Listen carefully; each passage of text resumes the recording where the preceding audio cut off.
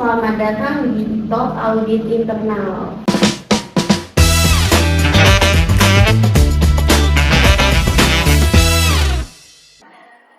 Podcast mahasiswa yang mengupas-kupas etika dan tantangan auditor internal. Saya Sri Alisa Sinta Dewi, ditemani 3 rekan saya. Saya Daniela Lestari sebagai Senior Audit. Dan saya Ruti sebagai Audit Manager. Dan saya Ina sebagai Audit Junior. Hari ini kita akan mengaitkan prinsip etika dan standar profesi auditor dengan kasus PT Great River Internasional dan kasus lainnya yang sempat heboh karena manipulasi laporan keuangan dan pelanggaran etika auditor. Yuk langsung kita mulai. Selamat pagi tim, hari ini kita akan mendalami etika dan standar profesi audit internal melalui diskusi interaktif. Kita mulai dengan pertanyaan dasar, mengapa etika disebut sebagai nyawa profesi kita? Mbak Yudanti sebagai senior auditor, bisakah Anda jelaskan lebih terkait? Tentunya Mbak Alicia, jadi menurut standar IA atau The Institute of Internal Audit, jadi etika itu adalah fondasi yang tidak bisa ditawarkan. Jadi ada 4 prinsip utamanya ya Pak. Yang pertama itu mengenai integritas. Jadi integritas dari seorang auditor itu harus jujur dan konsisten. Bahkan kita menghadapi tekanan untuk melunak temuan itu sendiri pun kita harus tetap jujur dan konsisten. Nah, yang kedua itu mengenai objektivitas, di mana kita sebagai auditor itu tidak boleh ada bias. Jadi meskipun auditornya itu merupakan atasan kita sendiri, maka itu tidak boleh dipengaruhinya. Nah, untuk yang ketiga itu mengenai kerahasiaan. Jadi auditor itu harus menjaga kerahasiaan dari data seorang klien, yaitu data itu kan tentunya sangat sensitif ya, apalagi tidak boleh disalahgunakan oleh auditor untuk kepentingan sendiri. Nah, yang keempat itu mengenai kompetensi, di mana auditor itu bukan sekedar checklist. Jadi auditor itu tentunya harus memiliki keahlian, kompetensi, bahkan memerlukan analisis yang mendalam dalam melaksanakan auditnya. Tentu ya perlu pemahaman yang mendalam untuk menganalisis risikonya. Jadi tanpa prinsip ini, laporan audit itu kehilangan kredibilitas dan profesi kita itu bisa dipertanyakan seperti itu. Baik, di sini saya akan bawakan contoh nyata yang pernah saya alami di tim saya. Jadi beberapa tahun yang lalu di sebuah kafe diminta meredam temuan fraud kecil karena klien khawatir reputasinya rusak.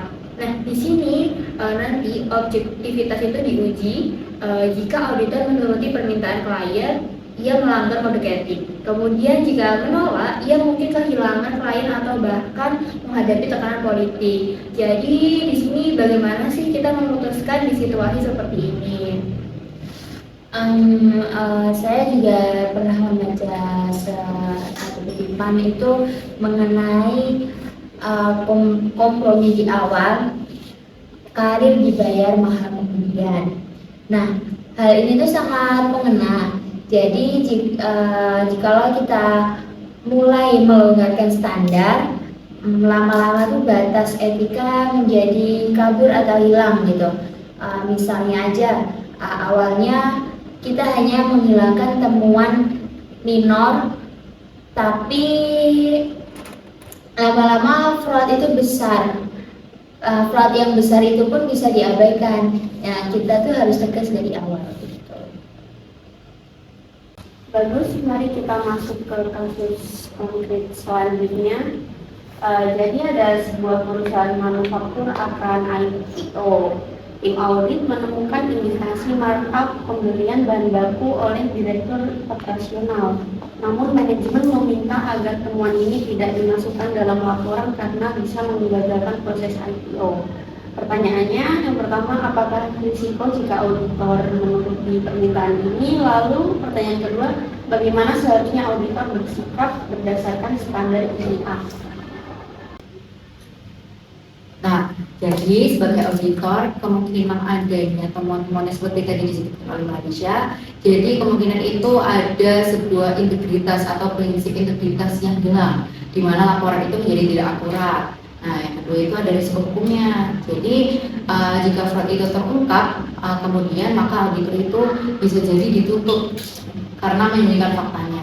Nah, yang selanjutnya juga kemungkinan adanya kerusakan terhadap potensi kerusakan dari reputasi perusahaan. Jadi itu menghilangkan kepercayaan dari investor.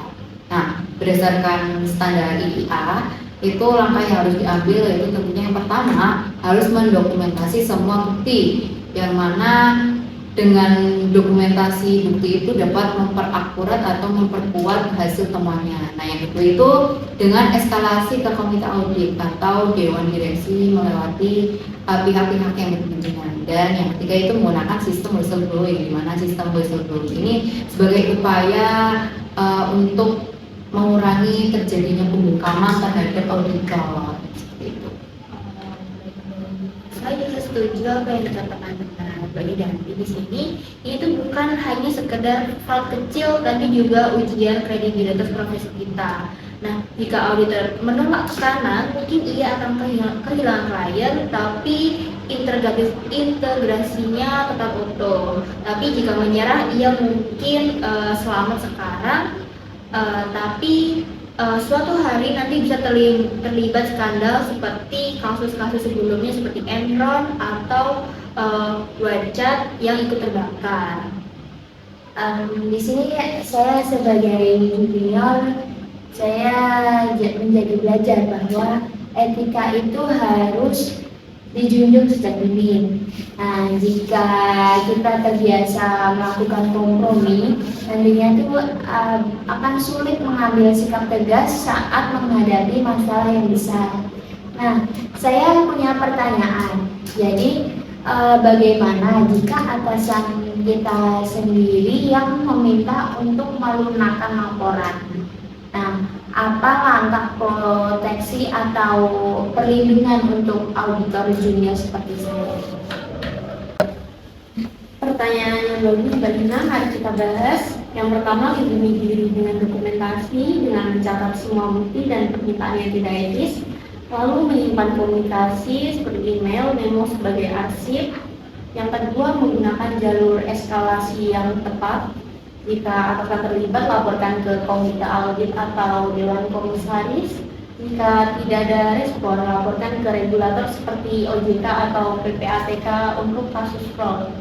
Yang ketiga adalah whistleblower protection. Beberapa perusahaan punya kebijakan anti retaliasi untuk pelapor.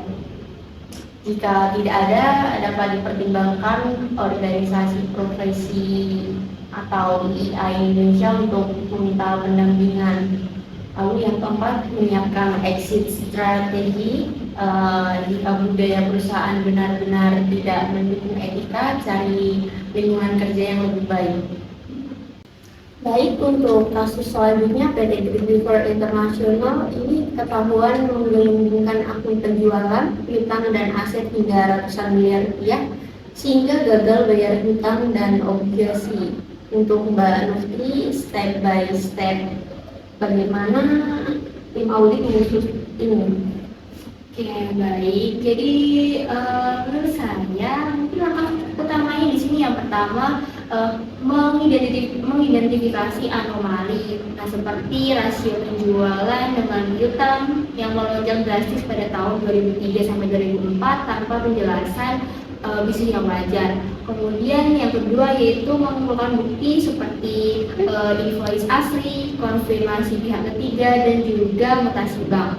Kemudian yang ketiga yaitu cross check dokumen. Dari sini nanti kita akan menemukan transaksi senilai 3,5 miliar tanpa bukti transaksi yang jelas. Kemudian yaitu kita bisa menggunakan wawancara investigatif dengan menanyakan ke manajemen, staf keuangan ataupun vendor. Jadi outputnya di sini nanti laporan investigasinya itu mengungkapkan overstatement aset senilai 75 miliar, kemudian piutangnya yaitu sebesar 116,1 miliar dan utang tak tercatat sebesar 1,1 juta US dollar seperti itu. Nah, yang sebenarnya yang krusial di sini itu mengenai integritasnya, yang mana auditor itu jangan segan untuk melaporkan faktanya, walaupun kita itu diminta untuk bungkam atau tutup mulut. Dari kasus ini tuh memiliki imbas yang besar. Nah, yang pertama itu arus kas pada perusahaan Great River mengalami penurunan atau ambles. Lalu utang ke Bank Mandiri sebesar 265 miliar itu mengalami macet. Lalu obligasi sebesar 50 miliar default dan akhirnya pihak akuntan publiknya dibekukan izinnya selama 2 tahun sejak tanggal 28 November 2006. Baik, dari sini kita lihat manipulasi laporan ini bukan sekedar angka di kertas, ada implikasi sistemik ke pasar modal dan kepercayaan publik. Untuk kasus selanjutnya, pelanggaran etika auditor Justinus Aditya Siddhartha, kacaukan integritas audit River sampai dibekukan. Mbak Indarti, apa yang salah secara etika di sini? Nah, jadi untuk beberapa pelanggaran dari prinsip yang sesuai dengan standar IA itu, yang pertama ada pelanggaran mengenai objektivitas. Jadi auditor itu yang memihak klien itu kemungkinan dia melanggar prinsip objektivitas. Nah, yang kedua itu melanggar mengenai profesional. Jadi tanggung jawab profesional dari auditor itu dilanggar karena auditor lebih mementingkan klien daripada publik. Nah, yang ketiga itu mengenai manipulasi laporan keuangan, di mana manipulasinya dalam bentuk menambahkan nominal aset demi menutup kekurangannya. Jadi, apa sih tantangannya? Menurut saya mungkin tekanan politik internal ya.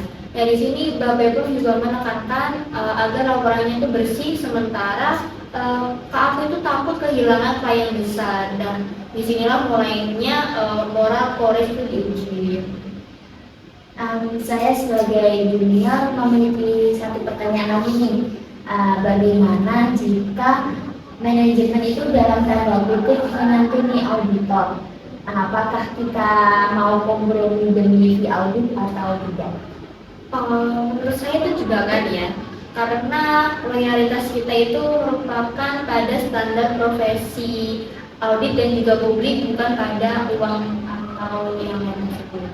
Nah, jadi kalau auditor itu ditekan ya, opsi terakhirnya itu harus ada sistem whistleblowing atau sistem di mana untuk pengaduan adanya indikasi fraud atau kecurangan. Atau mungkin juga dengan menggunakan surat pernyataan berat, walaupun itu berisiko dipecat ya, tapi integritas itu kan tentunya sangat diutamakan daripada jabatan. Baik, sebelum kita putus, tolong masing-masing sampaikan satu tips untuk menghindari kasus seperti ini.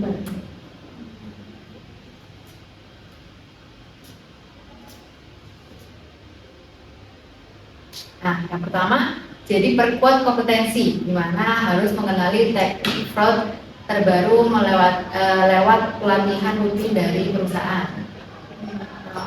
Mungkin yang kedua yaitu kita bisa membangun culture etika. Dan di sini nanti audit komite harus tegas mendukung auditor, tidak ada toleransi kompromi apapun itu.